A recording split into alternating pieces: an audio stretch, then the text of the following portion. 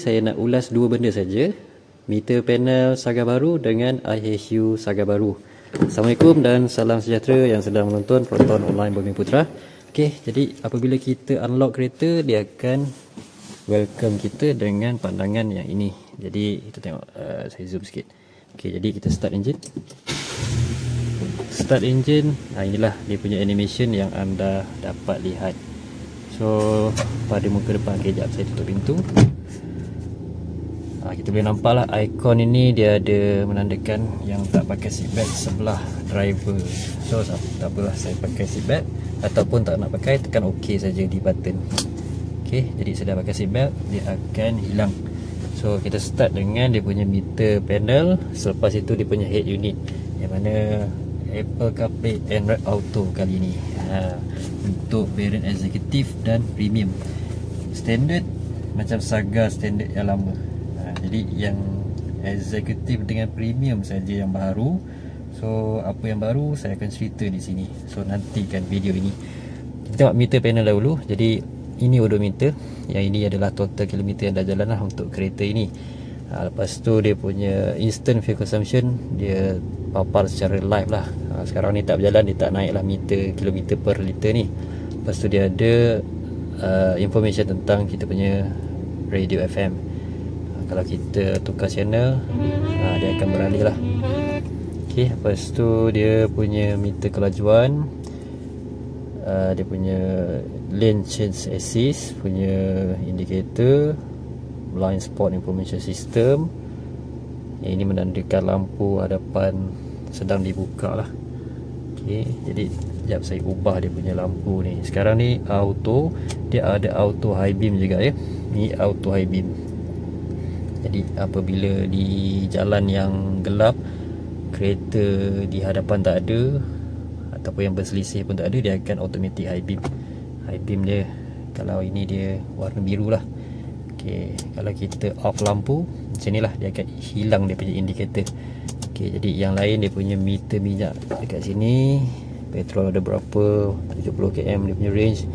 Punya temperature yang normal ni, ini paras ni normal, dia takkan lebih daripada ni.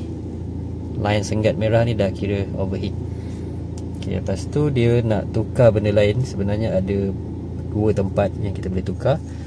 Di trip button ni, tekan sini, dia akan cycle menu di sebelah kiri ni.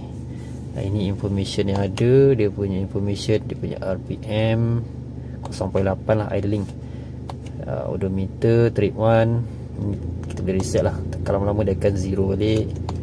Ini pun sama, long trip, short trip ni dia just dia punya dia punya tajuk sajalah. So anda dua-duanya boleh reset.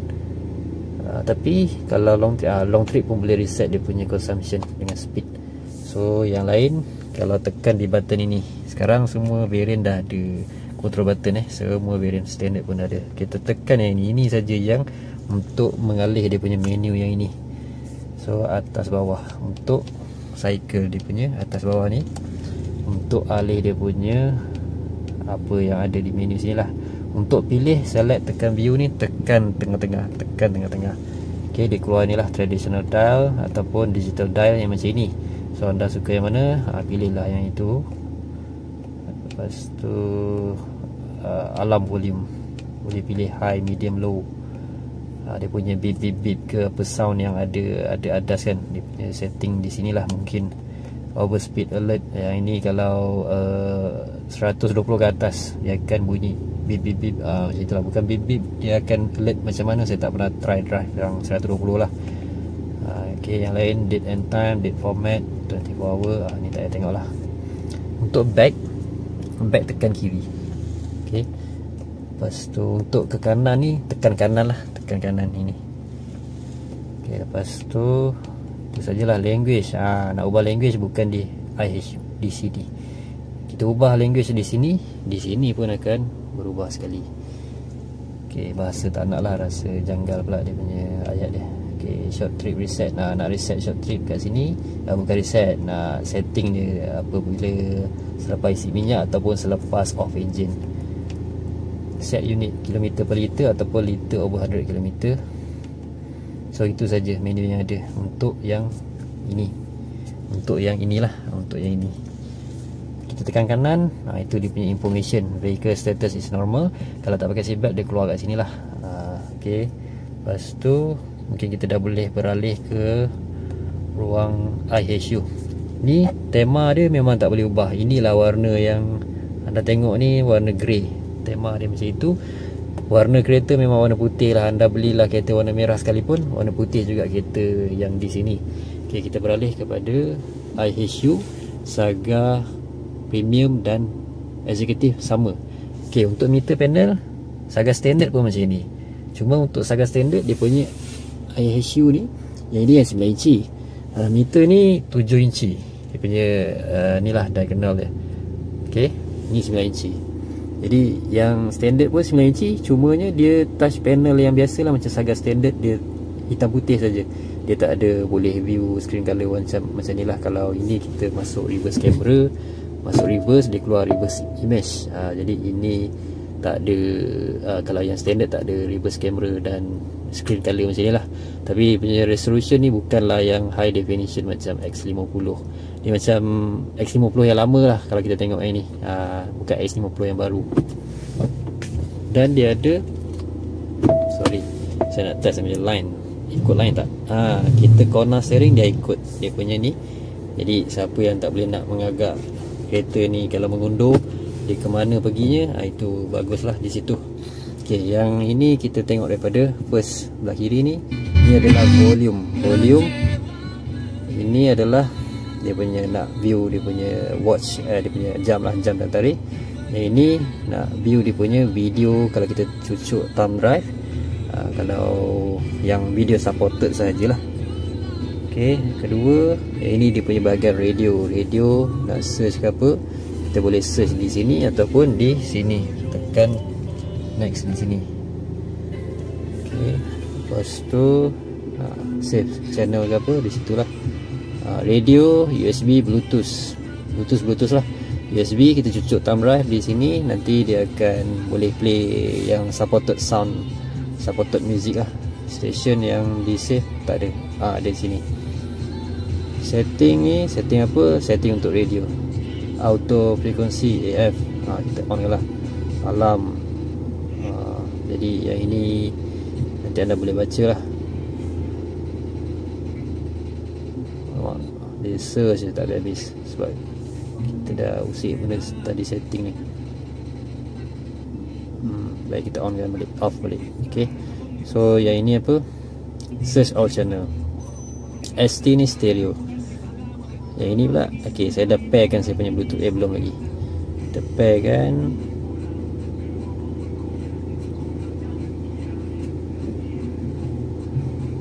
Okay, so yang ini dia punya call punya function lah. History, dial pad, search. Yang ini apa? Yang ini car setting. Car setting, yang ini dia tak boleh drop down, slide up, slide macam ni kiri kanan, tak ada, langsung tak ada. So ni muka depan dia, inilah memang macam ni je. Dia tak boleh drag and drop ke apa, memang tidak ada. Setakat tulis range saja di sini. Yang ini pun tak boleh customize nak pergi tolak sana ke apa. Memang macam ni je lah, tak ada boleh ubah apa-apa. Tim pun memang warna ni je, dia tak ada berubah warna ke apa. So kalau kita nak connect kita punya Bluetooth, tekan sini, tekan je sini. Sekejap lagi lah saya tekan, saya nak go through tentang ini. Follow me home lamp, yang ini kita boleh off kan, ataupun nak set 30 saat ataupun 60 saat. Kalau kita off engine, kita nak bagi lampu ni ada 30 saat menyala sekejap untuk kita masuk rumah yang landed ke apa kan, nak buka kunci pintu rumah ke apa. Inilah function follow me home lamp. Okay, display ni, display brightness dengan meter brightness, dia sekali brightness dia. Okay, malam siang dia pandai lah. Kalau kita off lampu dia akan full brightness, kalau kita on lampu dia akan ikut brightness yang kita setting. Okay, yang ini equalizer ada, tapi dia tak ada loud setting macam yang kereta MC2. Tak ada loud setting, just dia punya center balance saja. Media ni, ni lah radio tadi, unfold. Okay, Bluetooth call, ringtone, system, itu saja yang ada lah. Navigation, so dia ada spesifik punya volume lah. safety tone. Ini yang bunyi bip bip bip anda ADAS ke apa. Kalau nak reducekan dia punya tone, kat sini lah. Touchscreen sound, benda tu bising, kita boleh off kan lah. Okay, lepas tu speed sensitive volume ni, kalau kita drive makin laju kereta, makin kuat kan dia, makin kuat lah dia punya volume yang radio ke apa. Inilah dia punya sensitivity dia. Kalau nak adjust, nak off kan pun boleh, nak adjust pun boleh. Okay, so itu saja. Saya dah scroll sampai bawah ni. Okay, ADAS pula. Jadi yang ini hanya untuk variant premium saja. Executive tiada ruangan ini. Ruangan ini tak ada untuk executive. Tak silap saya, executive tak ada langsung kalau ikut kan. Tak ada langsung lah kalau ikutkan ADAS ni, dia memang tak ada lah nanti kalau untuk variant executive. Okay, jadi saya go through sedikit tentang ADAS under variant premium ni. So first AEB ni. AEB ni dia, okay, dia ada AEB ni, dia ada FCW. FCW ni dia sekadar warning saja. Kalau ada apa-apa macam di hadapan lah, pasal hadapan saja, dia menggunakan monocular camera untuk detect benda tu, macam pedestrian tengah melintas, kereta di hadapan dah brake tapi kita tak brake, kereta ke motor ke kan. Jadi kalau AEB ni dia akan bertindak, akan brake kan kereta kita lah kalau kita tak bertindak apa-apa. So forward collision warning ni, dia warning dulu. Jika dah warning pun kita tak bertindak, barulah AEB ni in action. Okay, lepas tu dia punya sensitivity ni, yang inilah, kalau ini kalau jenis yang suka mencucuk orang ke apa, kita boleh disable lah, low kan lah, yang mana suka cucuk lah, dia macam lambat sangat baru nak brake. Ini tekan low lah, kalau tak dia asyik warning. Tapi memang kita tahu pun ada dah menghampiri kereta depan kan. Tapi kalau yang jenis yang awal-awal dah brake, jauh lagi kan dia dah brake, bolehlah setkan high. Okay, lepas tu lane departure warning.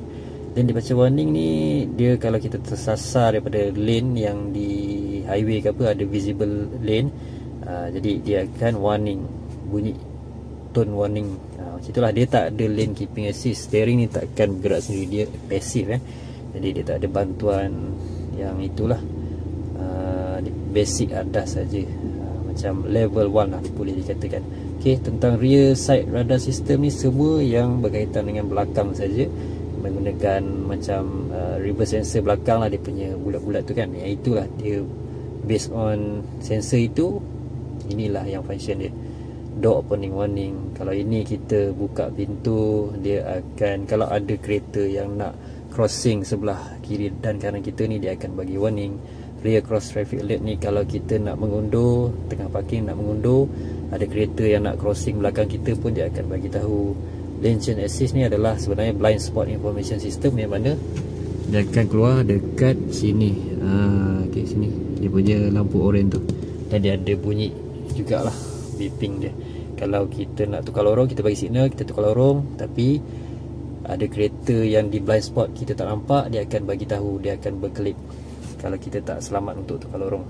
Okay, front departure alert ni, kalau kereta tengah parking dekat traffic light, bukan parking lah, tengah beratur dekat traffic light, kereta depan dah jalan, kita tak jalan-jalan, dia akan bagi tahu kereta depan dah jalan, supaya kita tak terleka. Okay, habis ADAS, kita masuk ni dululah sistem. Sistem ini sajalah time zone, about IHU, dia punya version apa semua, itu saja. Reset lah Okay, kita connect Bluetooth dulu. So kita connect Bluetooth untuk tengok dia punya Apple CarPlay, Android Auto. Ini yang anda nantikan. Jadi ini muka depan apabila kita dah connect Android Auto. Macam inilah. Apple CarPlay saya tak ada Apple untuk view kan, tapi dia punya susunan dia lebih kurang sama. Bawah ni dia punya yang apps-apps yang akan keluar yang untuk supported saja. Inilah apps yang supported, yang dah install dekat handphone saya, yang supported. Dia tak ada YouTube ke apa dia YouTube Music saja. So ini dia punya map. Kalau nak buka Waze, tekan Waze. Okay, jadinya kalau kita nak tekan, sebenarnya masa driving dia boleh search lah. Kita tekan search where to. Okay, ni ada dial pad, dia ada keyboard dia. Tapi kalau kita masuk D, kita boleh type lagi tak? boleh ada kereta dia tak boleh nak type kalau kita dah masuk D. Ini masih boleh type lagi. Jadi ada kereta dia tak boleh type. So kalau yang lain ni tekan home apa semua, kita sebenarnya tak perlu type di head unit. Sebenarnya kita boleh buka phone kita. Okay, tengok saya buka Waze. So kita tekan TRX. Okay, tekan handphone, tekan go now dekat handphone saja. Anda bersedia? Saya sudah. Kita tak payah nak tekan di sini. Dalam 400 meter lambat belok ke kiri, kemudian belok. Kuatnya. Okay, so tekan saja di handphone anda, dia akan terus pergi ke sini. Itulah kebaikan Android Auto Apple CarPlay. Tapi kalau nak keluar ni tak boleh. Saya dah try tadi, tak boleh. Jadinya yang ini dial pad untuk masuk kita punya phone punya dial pad. Ini kita boleh Hi Google, cakap je kita nak apa. Direction to sekejap. Direction to petrol station. Tu. So ini sangat mudah lah. Jadi dia bukan Hi Proton, dia Hey Google ataupun Siri lah, guna Siri. So ini dia kalau kita tengah buka Waze, dia akan terus Waze kan. Kalau kita tengah buka Google Map, direction to petrol station.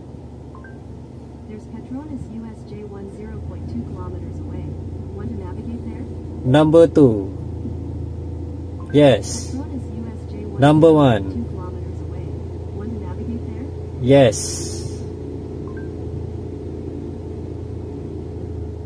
Start. Tak boleh. Dia kena tekan terus. Okay, jadinya dia itu kegunaan yang bagus lah. Sorry, sebenarnya kita boleh je tekan kat sini. Betul tak? Tu. Tekan sini je, tak payah tekan sana. Direction to petrol station. Direction to petrol station. Tapi boleh lah, tak payahlah saya tunjukkan lagi sekali. Jadi anda tekan saja di sini, cakap je terus apa yang kita nak, terus dia keluar dekat Google Map ataupun Waze.